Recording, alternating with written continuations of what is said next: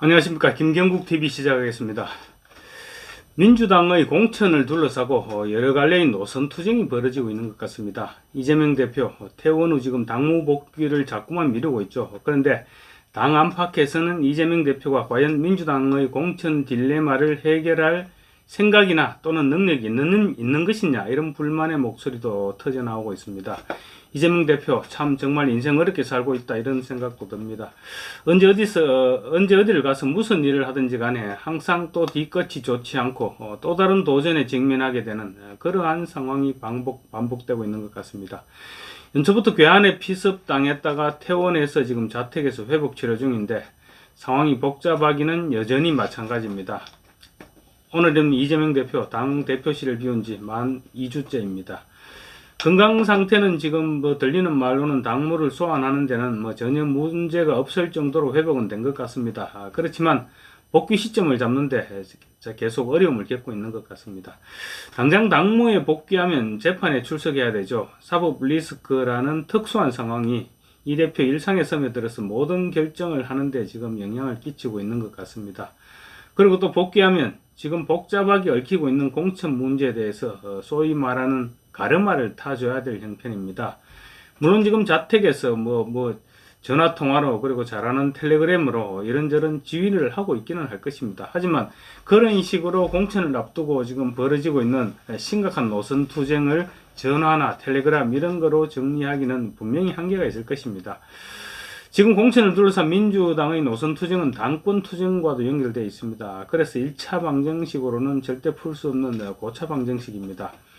크게는 이재명 대표와 친문계, 그리고 세부적으로 들어가면 이재명 대표 진영 내부에서도 86 세력과 한총령 세력, 그리고 남은 비주류들, 이렇게 여러 갈래로 암투가 벌어지고 있을 것입니다. 이낙연 전 대표 측과 비명계로 치면 주류죠. 원칙과 상식. 이 사람들이 탈당하면서 1단계는 정리됐지만 아직 복잡한 상황들은 기다리고 있습니다. 당장 친문계 문제부터 해결해야 됩니다.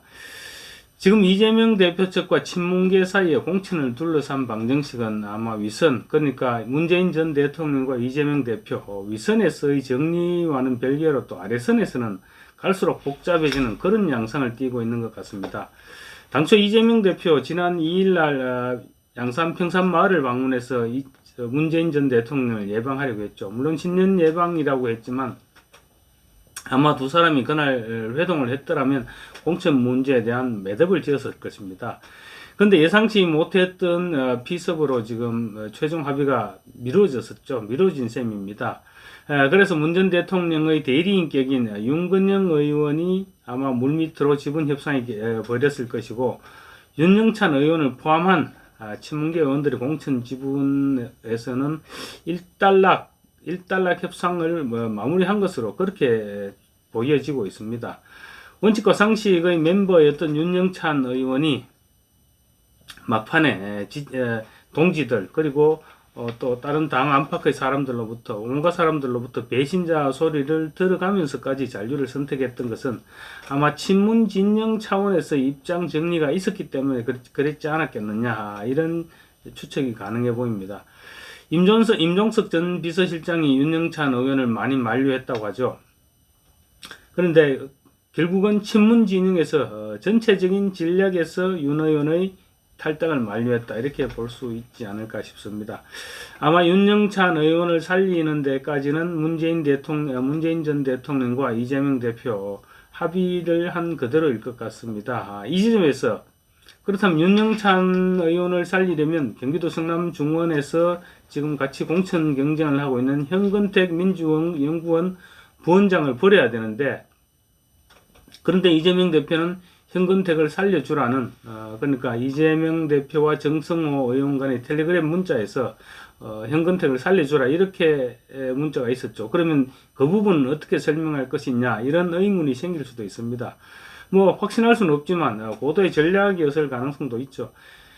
그러니까 이재명 대표도 현근택 부원장을 날려야 된다, 이런 생각은 하고 있었는데, 현근택 부원장 지금까지 공을 생각하면 쉽게 날릴 수 있는 그런 상황은 아니죠. 그래서 정성호 의원과 문자 쇼를 벌이지 않았냐, 벌인 것이 아니겠느냐 이런 추측도 가능하다는 것입니다. 그러니까 사실 산전수전 다 겪은 정성호 의원이 본회의장에서 문자를 주고받으면 카메라 기자들에게 촬영이 될 것이라는 것 뻔히 알고도 오히려 그런 문자를 주고받으면서 현근택 부원장을 궁지로 몰아넣은 것이 아니냐 이런 추측이 가능해진다는 것이죠. 사실 본회의장에서 문자를 주고받다가 걸려서 기자들 카메라에 잡혀서 혼쭐이 난 사람들 한두 명도 아니었죠. 때로는 과거 김무성 전 대표 같은 경우에는 그 기자들의 카메라를 이용하기도 했었습니다. 본회의장에서. 그리고 또 정성호 의원의 본회의장 좌석 배치를 보면 충분히 기자들의 카메라를 의식하고 문자를 주고받았을 개연성은 있습니다. 본회의장 의석은 앞자리부터 보통 초선들이 앉아옵니다. 쭉쭉 해서 뒷자리에는 중진들이 앉는데 이 정성호 의원 4선 의원입니다. 아마 거의 맨 뒷자리 정도 될 것입니다. 그러면 뒤에서 위층에서 바로 기자들이 카메라를 촬영하면 어렵지는 않죠. 그리고 기자들 요즘은 카메라 성능이 워낙 좋지 않습니까? 망원 카메라가. 그래서 사진을 찍는 데는 촬영하는 데는 크게 문제가 없었을 것이고 어쨌든 이 같은 추측을 뒷받침하는 부분이 민주당 또 전국여성위원회의 성명서입니다. 여성위원회는 사실상 이재명 대표의 친위대 같은 조직입니다. 그런 여성위원회가 이재명 대표와 정성호 의원 간의 문자 메시지가 언론에 보도되고 난 직후에 곧바로 성명서를 냈는데 성명서 제목이 무엇이냐면 현근택의 성희롱 문제를 철저히 조사하라 이런 성명을 냈었던 것입니다. 아시다시피 민주당 여성위원회 이런과 달리 여성이나 성희롱이나 성추행, 성폭력 이런 부분에 대해서 그렇게 민감하게 반응하지 않았습니다. 아니 오히려 관대한 그런 조직이었습니다.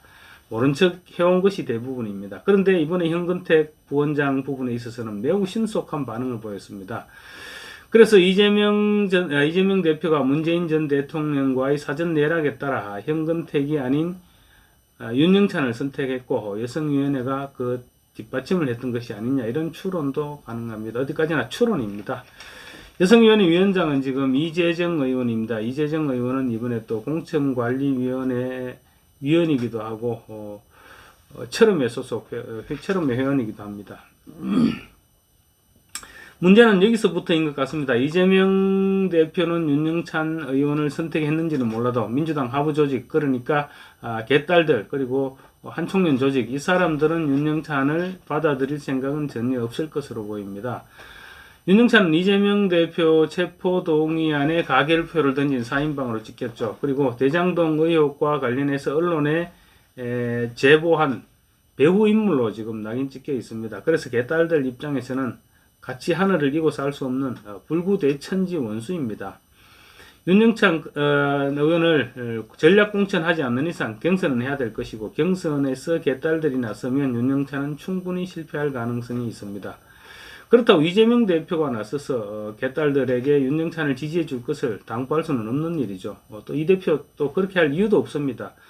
지난 총선에서 민주당 개딸들이 금태섭 전 의원을 쳐낼 때 그런 방법을 동원했었습니다. 처음에는 정봉주 전 의원을 금태섭 의원의 강서구에 공천을 하려고 내려보냈습니다. 내려보냈는데 정봉주 전 의원이 미투 건 때문에 공천 부적격 판정을 받았습니다. 그러자 그 다음에 내보낸 사람이 김남국 의원이었습니다. 김남국 의원 그 당시 뭐가 문제 걸려서 하여튼 김남국 의원 강서에서는 출마를 하지 못했습니다. 그러자 결국은 아무것도 모르는 정치 초짜인 강선우 의원을 내려보내서 결국은 경선에서 당선시킵니다. 그래서 강선우 의원을 금태섭을 쫓아내고 강선우 의원을 국회의원으로 만들어냈던 그런 경험도 있습니다. 개딸들 입장에서는. 이번에 윤영찬 의원에 대해서도 마찬가지 수순을 밟을 가능성이 있습니다. 이재명 대표는 합의했는지 몰라도 아마 한총련 세력은 윤영찬을 받아들일 수 없을 것이기 때문입니다. 윤영찬 의원 지역구에서 현근택 부원장과 함께 민주당 공천 경쟁을 했던 사람이 이석주란 사람이 있는데 이 사람이 바로 한총련 소속입니다. 한총련 출신입니다. 그래서 현근택의 부원장이 탈락하면 분명 개딸들을 동원해서 이석주 씨를 후보로 밀 것입니다. 그래서 만약 윤영찬 의원이 경선에서 탈락한다. 그렇게 되면 이재명 대표는 친문계와 전면전을 벌여야 하는 그런 상황이 올지도 모르지만 한총련 출신들이 그 부분까지 염두에 두고 무슨 일을 하지는 않겠죠. 그리고 또 임종석과 노영민 전 청와대 비서실장을 둘러싸고도 지금 이재명 대표와 친명 세력들이 엇박자가 나고 있을 가능성이 지금 제기되고 있습니다. 임종석은 서울 중구 성동갑, 노영민은 충북 청주 상당에 출마하겠다고 해서 공천 지금 후보 검증위원회에서 적격 판정을 받았습니다. 이재명 대표와 문재인 전 대통령이 공천 지분 협상을 만약에 했다면 청와대 비서실장 출신인 임종석과 노영민 반드시 그 대상에 협상 대상에 포함됐었겠죠. 그런데 강성 친명 원외 모임인 민주당 혁신행동, 임종석, 노영민 전직 청와대 비서실장을 향해서 윤석열 검찰총장을 발탁한 배경을 설명하고 책임지라 이렇게 공격하고 있습니다. 니네들 공천 받으면 안 된다 이런 얘기하고 똑같은 얘기죠. 임종석으로 대표되는 아마 386 민주당 전대협 출신 기득권들을 몰아내고 그 자리에 우리가 들어가겠다 이런 얘기인 것 같습니다.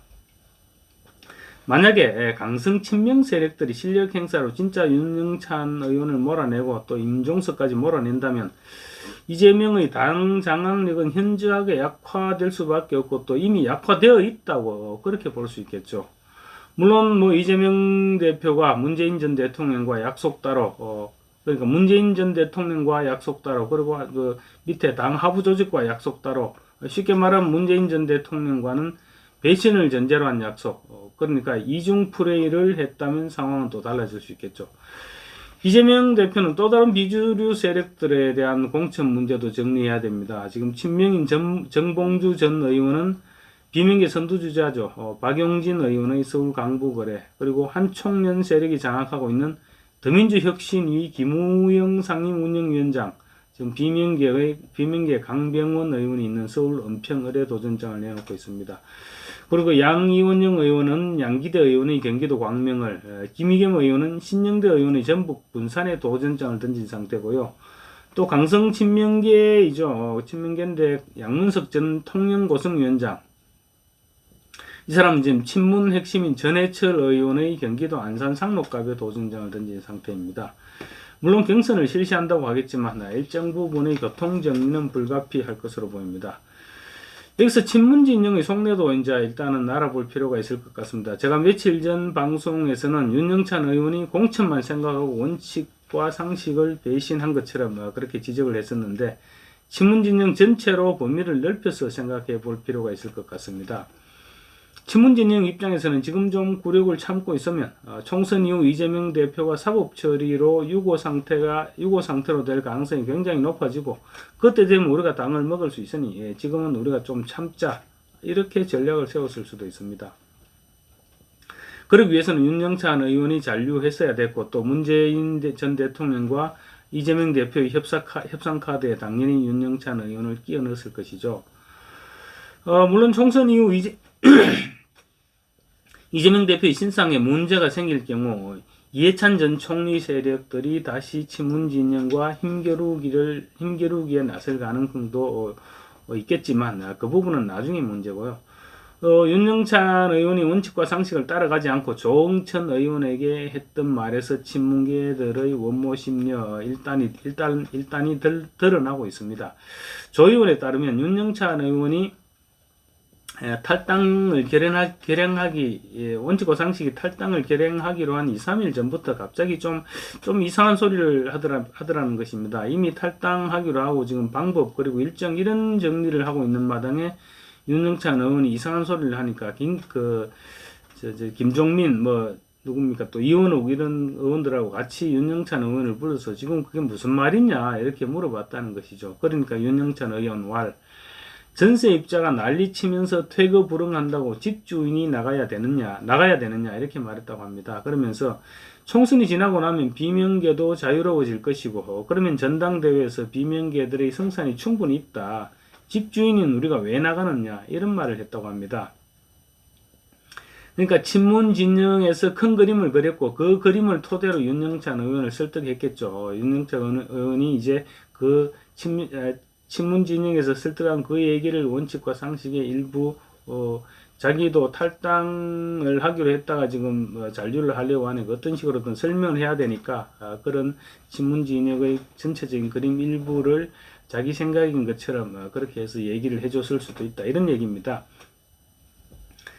물론 친문 진영에서는 윤영찬 의원에게 당신 공천은 이재명 대표로부터 보장받았다, 이런 말을 했을 수도 있고요. 그리고 윤영찬 의원이 잔류를 결심하기 전날 정성호 의원이 국회 본회의장에서 이재명 대표와 문자를 의도적으로 노출함으로써 윤영찬 의원에게 안심해라, 당신 공천 이렇게 우리가 보장해준다, 이런 신호를 보냈을 수도 있다는 얘기입니다.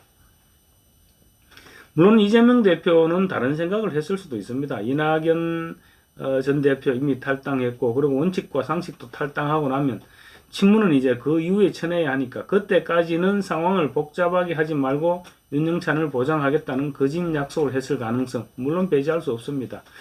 특히 약속 상대가 이재명 대표라면 뭐 언제든지 속을 준비는 돼 있어야 하는 것이죠. 이재명 대표의 윤영찬 의원 공천 보장이 만약에 거짓이었던 아니면 민주당 혁신위원회가 이재명 대표의 말을 듣지 않고 윤영찬 의원을 경선에서 잘라내든 간에 어떤 경우든 윤영찬 의원이 경선에서 탈락할 경우에는 문재인 친문 진영과 한판 대결이 불가피해집니다. 물론 윤영찬 의원이 탈락한다는 것은 민주당 내 다른 친문들도 경선 승리를 보장할 수 없다, 이런 의미이기도 하죠. 어쨌거나 이 경우는 친문 친명 간 대대적인 격돌이 불가피해지는데, 친문 후보들이 만약에 윤영찬 의원처럼 뭐 경선에서 대거 탈락을 해버린다 그러면 예상외로 또 대결은 싱겁게 끝나버릴 가능성도 있습니다. 어쨌거나 이재명 대표는 지금 당으로 복귀하면 재판 출석 문제도 있지만 이처럼 복잡하게 얽혀있는 공천 문제를 정리해야 되는데, 만약 통제력을 상실했을 경우 내용 수습이 정말로 쉽지 않을 것으로 보입니다.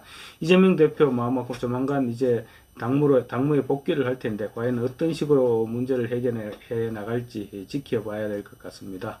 감사합니다.